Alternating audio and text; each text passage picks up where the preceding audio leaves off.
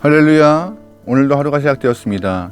여러분의 하루가 말씀으로 시작하여서 하나님의 진리 가운데 임하기를 소망합니다. 오늘 하루 여러분의 삶이 기쁨과 은혜 가운데 평강의 삶이 되기를 기도합니다. 말씀 보겠습니다. 말씀은 민수기 24장 말씀입니다. 1973년에 스웨덴의 스톡홀름에서 한 은행의 강도가 들었습니다. 그 은행 강도가 4명의 인질을 붙잡고 6일 동안 경찰과 대치했는데 결국 경찰이 그 은행 강도를 제압했죠.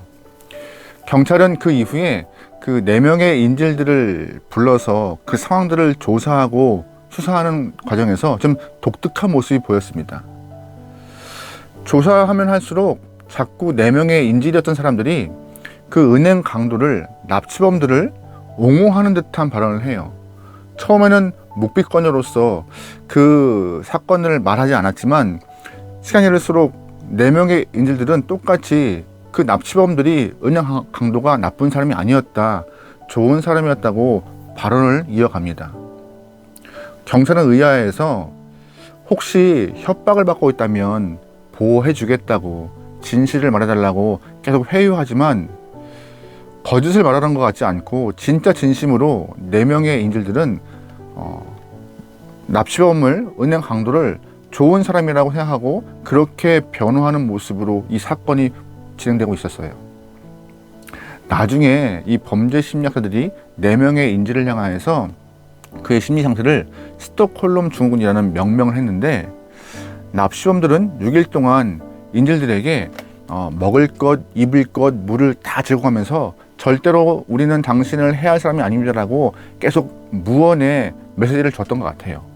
그런 것을 통하여서 납치범들에게 연민을 느낀 인질들은 그들에게 마음을 빼앗긴 것이죠. 이 사건 이후에 종종 그 인질과 납치범 사이에 이런 묘한 그런 심리적 관계들이 드러나는 일들이 발생해요.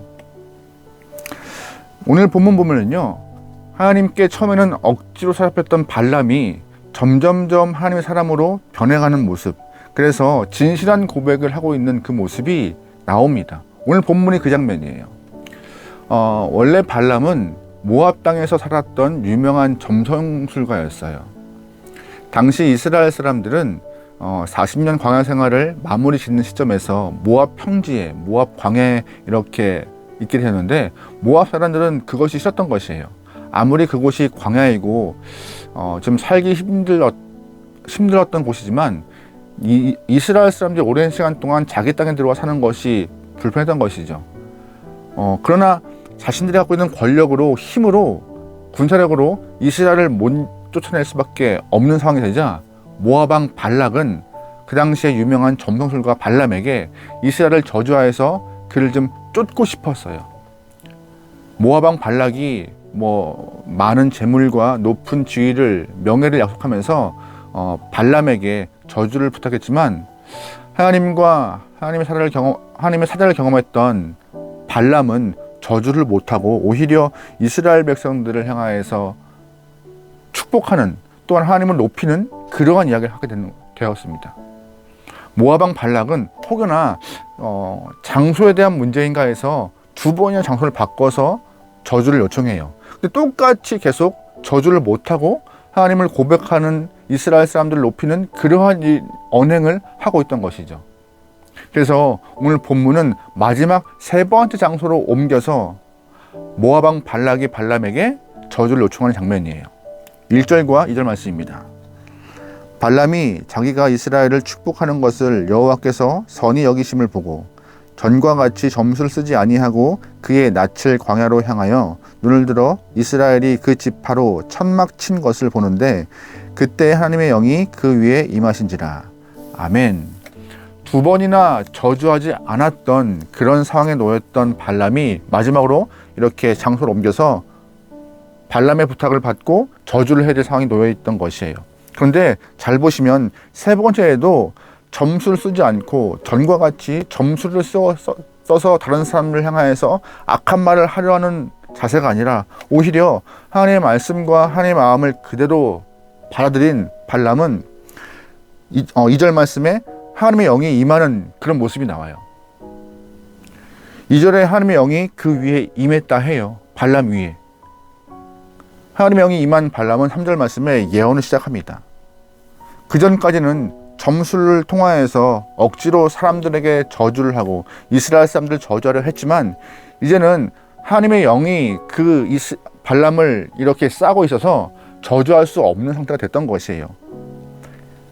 발람은 자신의 마음을 내려놓고 욕심을 내려놓고 내 마음을 비우자 그 빈 공간에 누가 와요? 성령이 임하여서 하나님의 마음을 선포하고 하나님의 뜻을 전하는 그런 하나님의 영혼으로 바뀌어버린 것입니다. 하나님의 영은, 성령은 깨끗한 마음에 임하는 것이에요. 하나님의 영은 비워진 마음에 임하는 진리의 말씀인 것입니다. 하나님 앞에 주님, 성령 하나님이 내 안에 있길 소망합니다. 성령 충만하게 살게 해달라고 기도하지만 내 마음이 비워져 있지 않으면, 내 안에 계속 욕심이 있으면 성령 하나님이 임하지 않아요. 내 안에 있는 것들을 다 비워내고 추악한 것들을 다 걷어내고 내 마음이 깨끗한 그릇이 되었을 때, 그때 성령이 임하는 것입니다. 저와 여러분의 삶이 오늘 발람과 같이 성령 하나님의 임재가 있는 그런 삶이 되길 소망합니다. 하나님, 오늘 하루가 성령 하나님의 임재를 통하여서 은혜 가득한 시간을 되게 해달라고 간구하지만 내 안에 욕심이 있고 내 안에 악한 마음이 있다면요, 임재하지 않는 하나님의 모습을 보게 돼요. 그러기에 여러분, 욕심 다 비우고 주 앞에 무릎 꿇길 소망합니다. 전에는 발람이 욕심을 갖고 행동하고 욕심을 품고 일을 했으며, 욕심을 갖고 말을 하고 욕심을 갖고 인간관계를 맺었다면, 이제 발람은 욕심을 다 버리고 오롯이 주 앞에 나와서 내 마음을 드리니 그 안에 성령이 임하여서 하나님의 사람이 바뀌어진 것이고 하나님에게 은혜를 받아 하나님의 일을 선포하는 영혼이 된 것입니다. 이 빈 자리, 내 안에 빈 자리가 있길 소망해요.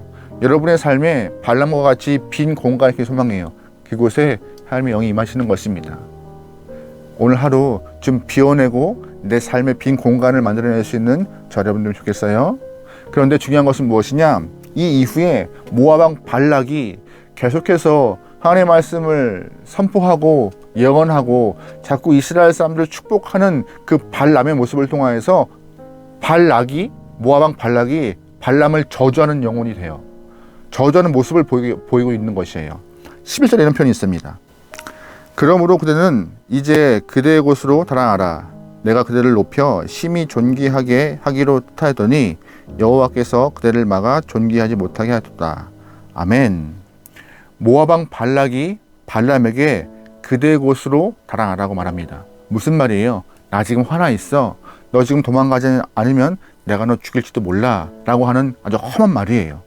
또한 모압 왕 발락이 발람에게 이런 말도 해요. 내가 원래 너를 높여서 존귀하게 만들고 싶었지만 하나님이 막아서 너 존귀한 자 못된 거야 라고. 근데 살짝 좀 이상하잖아요. 하나님이 존귀하게 여기시는 자가 존귀해지는 거예요. 반대로 하나님이 저주를 명할 때 그 영혼도 저주의 삶이 되는 것이죠. 일개 왕이 사람을 존귀하게 한다고 존귀하게지나요? 존귀하게 안 돼요. 사실 아무리 그 당시에 발람이 그 지역의 유명한 점병술가였다 할지라도 발람이 저주를 선포한다고 해서 이스라엘 사람들이 저주에 들어가는 것이 아니에요. 왜요? 하나님이 지키시고 보호하시는데 어떻게 일개 점병술가가 저주를 선포한다고 저주에 들어가겠어요? 불가능한 일이에요.